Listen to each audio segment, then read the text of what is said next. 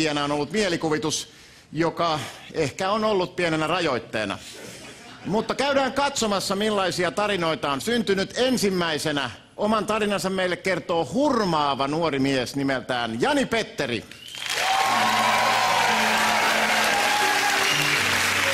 Terve, minä olen Jani Petteri ja kerron teille nyt hiukan elämästäni. Olen 6-vuotias eskarilainen dragsfjärdistä, mutta vietän suurimman osan ajasta yksin kotona, sillä vanhempani ovat koko ajan töissä. Minulla on kyllä vanhemmat, mutta käytännössä olen orpo. Mutta ymmärrän, että tässä uraorientoituneessa yhteiskunnassa on taottava silloin, kun rauta on kuumaa. Moikka JP. Pakko mennä. Menee myöhään. Pakastimessa on ruokaa. Vähän pari viikon päästä. En ole kuitenkaan yksin, sillä seurannani on aina pleikkari, kirjat ja musiikki. Erityisesti klassinen musiikki on lähellä sydäntäni. Kyseinen näyte oli Shostakovichin pianokonsertosta numero 2. Ymmärrän myös nykynuorison suosimaa rap-musiikkia, joka alun perin hyökkäsi yhteiskunnallista diskriminaatiota vastaan. Nyt moderni rap voi kertoa myös vaikkapa solidaarisuudesta ja ystävyydestä, joista minulla on kokemusta lähinnä kirjallisuuden kautta. Felix Zenger, GG. Karavan. Joo. Mitä tää? Vihat menemään, kato ympärilles, miten eletään. Saa puolet eurosta taskuun, saadaan keskeltä poikissa lasku. Uskon muuri ja polta näitoin, jerimaiden lipoista hommelen paikoin. Jakelen niille, jotka päällä mee, alla mee, kaladee, pafaan, nykaladee. Ludavi, muradut, os para ludavi. Oss själva måste kunna se Mera humani. De säger du är ju naiv, du är ju naiv. De säger också skjuta du, skjuta vi. Silloin horjuva askel, mut kaikki on välillä ongelmissa. Nojaa porttia vasteen ja yrittää näytellä onnellista. Silloin vaimo ja lapset, mä heitän lantisi polvet vispaa. Ei ruveta laskee, rahaa ei oo mitään konkreettista. Silti se valvottaa. Ja silti se tuottaa kamalia paineita. Miten se arvottaa? Ja laupia samarialainen. Tule palavia aiheita. Vaihtele kanavia, vaikka kysyt ompakoltas. Mitä pitäis ostaa kansan viisaan sanovialainen? Se euro mun taskussa just nyt. Ja minuutin tunnissa 60 toistain vaihtais. Täällä suoritus lifestyle, porvari, kiima ja koominen saitais. Aja henki on tikittävä pommi. Kivikabi homme, sulla on mikin päällä tommi. Vedän vipilänä rooliin, aikaa rahaa. Aikaa muovailu pahaa. Hanin kasaan mun kollegot ja muutaman säkeinen häpe. Solidaari suhtaa. Ja se bändi, joka stokan edes tuuttaa. Muut saa viimeisenkin negatiivisuutta on negatiivisuutta jo suuntaa. Jengi on näätä. Minä mä. Pidä pääsi. Yeah. Ylmänä sydämessä lämpö niinku Heilari. Lindgren. Ready? Ja JP haittaukse. Energisen musiikin ja pelaamisen vastapainoksi vetäydyn aina välillä säännöllisin väliajoin hiljentymään Valaman luostariin, ortodoksiseen retriittiin. Ja siellä pohdiskellessani haen usein apua mannermaisen rationalismin perustajalta René Descartesilta.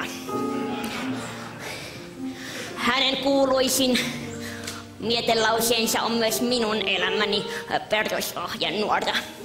Ajattelen, siis olen. Haittaako se, jos olen yksin? Ei haittaa. Hyvä. Vitsi. Se on säälittävää. Arkeani hallitsee eräs hyvin haastava ihmissuhde. Käytän nyt erästä huumorimusiikin klassikkoteosta tässä referenssinä. Terjo ja minä asumme lähekkäin. Olemme täysin erilaisia, tykkäämme eri asioista. Terjo asuu vitosessa, minä asun nelosessa. Terjo asuu kolmiossa, minä elän kuutiossa. Terjo on pitkä, minä olen lyhyt. Terjo on laiha, minä olen panterja. Terjolla on Martta-äiti, minulla on mikrouni. Terjo on äänekäs, minä olen äänetön. Terjo on kakkapää, minä olen joviaali. Terjolla on elämä, minä olen tähtäkki. Mutta yksi asia meitä yhdistää. Ja se on meille hyvin tärkeää. Sillä molemmilla on lääkeputki päällä. Aristoteleen komediaa käsittelevät tekstit sit ovat valitettavasti kadonneet, mutta onneksi hänen traagisista määritelmistään voimme päätellä sen, että tarinalla on aina alku, keskikohta ja loppu. Ja nyt alamme lähestyä minun esitykseni loppua, ja koska kyseessä on viihdeohjelma, on myös tässä esityksessä oltava kliimaksi. Siksi olen kutsunut seuraavan esiintyjän tänne, ja tämä on omistettu eräälle nimeltä mainitsemattomalle Terjo Högforssille. Tässä on uusi ystäväni Robin.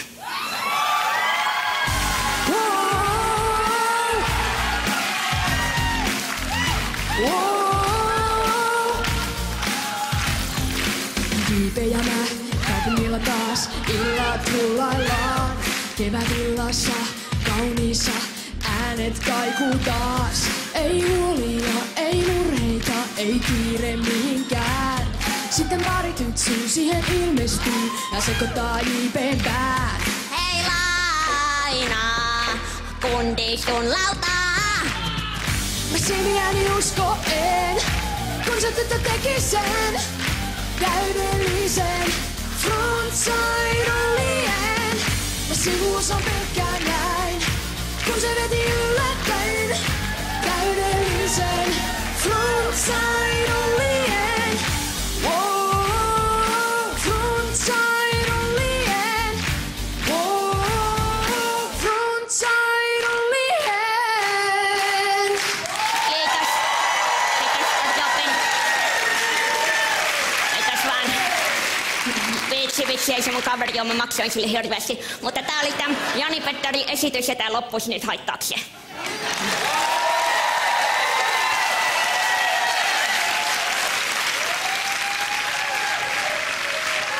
Kiitoksia Jani-Petteri, J.G. Karavan, Robin ja muut tästä